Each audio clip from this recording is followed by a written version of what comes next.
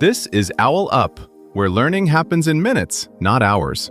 For a deeper journey, explore all our courses at owlup.co. Now, let's dive in.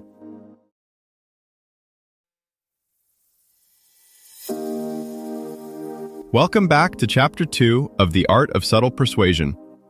In today's episode, titled The Role of Empathy in Persuasion, we'll explore what empathy really means and how it plays a crucial role in effective communication. So, grab your favorite drink and let's dive in. A doctor who speaks fewer than most, a sales rep who asks more than they pitch, and a stranger on a doorstep changing someone's lifelong belief. Research shows they all share one hidden skill. It isn't logic. It isn't charisma. It's something far quieter and far more powerful. Most of us secretly assume persuasion is a contest. My reasons versus yours. My data versus your doubts. Yet study after study keeps pointing to a quieter pattern. The people who change minds most reliably spend more time receiving than transmitting. High empathy doctors don't just get better satisfaction scores. Their patients follow treatment plans more closely. Top-performing salespeople don't just read the room. They adjust their entire pitch based on subtle emotional shifts. And in those deep canvassing conversations that move deep-seated beliefs, almost half the talk time is devoted to the other person's story. Think of a difficult conversation you've had recently, about money, politics, or commitment. Chances are, the exact moment things softened wasn't when a clever argument landed, but when someone finally said, "Oh, so that's what this feels like for you." In close relationships, this skill often shows up in tiny, easily missed moments.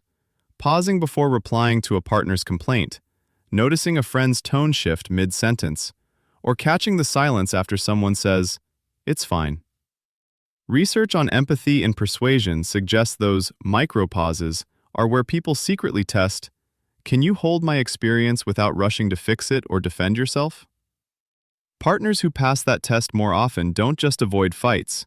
They gain quiet influence over decisions, where to live, how to spend, when to stay, because their opinions feel like a safe extension of being understood. When researchers scan persuaders' brains, the interesting part isn't how hard they argue, but where they start. Before they say anything that changes a mind, two systems tend to light up. One for asking, "What must this look like from their side?" And another for sensing, "What does this feel like in their body?" The sequence matters.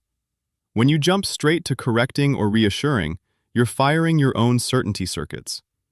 When you start with those perspective-taking and emotional resonance circuits, you're quietly signaling, "I'm willing to stand over on your side of the bridge first." You can see this in ordinary moments. A partner sighs, "You never plan anything fun." The low empathy move is instant defense. "That's not true. Last weekend we..." The higher empathy move is a kind of internal pivot.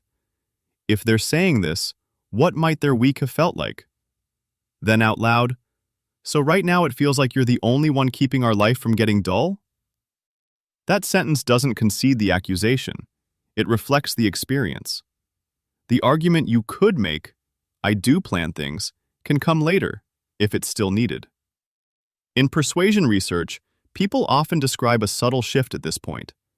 Before they feel understood, new information lands like spam, filtered, resisted, auto-deleted.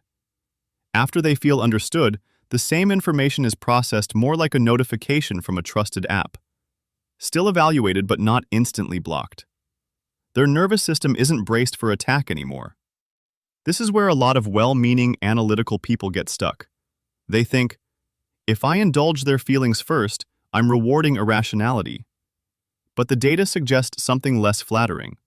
When you skip empathy, you become less rational in their eyes. You might have airtight numbers, but you're misreading the emotional market conditions you're trying to trade in. Here's the paradox. The more precisely you can articulate the other person's position, the less tightly they have to cling to it. Once someone hears their private logic spoken back accurately, especially the part they assumed you'd dismiss, their identity feels less at stake. And when less identity is at stake, more movement becomes possible. Think about 3 everyday scenes. First, a couple debating whether to move cities. One partner comes in hot with spreadsheets about cost of living. The other goes quiet. The turning point isn't the data. It's when the spreadsheet partner finally says, "It sounds like your stomach drops when you picture leaving your support system," and waits. Only after that does the budget conversation actually land. Second, a manager delivering tough feedback. Version A. You need to be more proactive. Version B. I'm guessing you've been trying not to overstep after what happened on the last project? That line shows you've mentally stood where they're standing. Now they're more willing to walk with you somewhere new. Third, a friend stuck in a draining relationship. Instead of, "You should just leave," try, "Part of you knows this isn't working, and another part is terrified of being alone again, right?" Naming the internal tug of war creates just enough safety for them to consider a different choice. Empathy will reshape power in subtle ways. As AI starts to fake warmth, the real competitive edge may be humans who can feel what bots only simulate. Leaders who can read the room across cultures will navigate global teams like skilled pilots in shifting winds, while tone-deaf precision will feel increasingly risky. On polarized issues, the people who can hold 2 stories in mind at once may become the only translators both sides still trust, less like referees, more like careful bridge engineers. Notice how this shifts your role, from debater to translator, from pushing points to adjusting your fit with the other person, like a tailor pinning fabric before sewing. Your challenge this week: in one tense interaction, delay your reply by 10 seconds and ask one curious, feeling-focused question before stating your view. Then watch what loosens. This was OwlUp, your daily step forward. This series continues with more chapters on OwlUp.co. Visit OwlUp.co to access the complete course and continue your learning journey. See you there!